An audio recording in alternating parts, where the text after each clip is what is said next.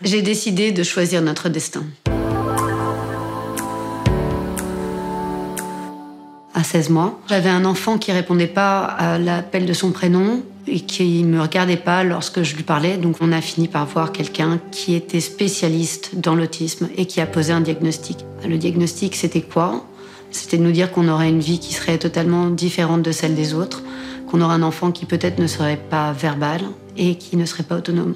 Donc c'était un choc et en même temps, si vous avez un enfant de 16 mois qui parle pas encore et qui a 4 pattes et on vous explique que son destin est tout tracé, on a du mal à y croire. J'avais compris qu'il n'était pas comme nous, qu'il avait besoin d'une écoute différente. Et donc, c'est ce moment-là où je me suis mis à 4 pattes et j'ai commencé à faire la même chose que lui pour rentrer dans son monde.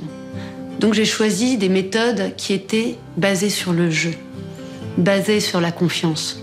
Aujourd'hui, on peut dire que mon fils a une vie totalement normale. Il va à l'école, il a des copains et justement, il revient de colo. Et pour la première fois, il a beaucoup aimé. Jusqu'à maintenant, ça avait toujours été très compliqué. Trop de gens, trop de bruit, c'était une épreuve. Lorsqu'il est revenu, il m'a dit plein de choses et je lui ai dit, bah alors, de toutes les choses que tu me racontes, si tu veux choisir une chose, quel est le moment que tu as préféré ?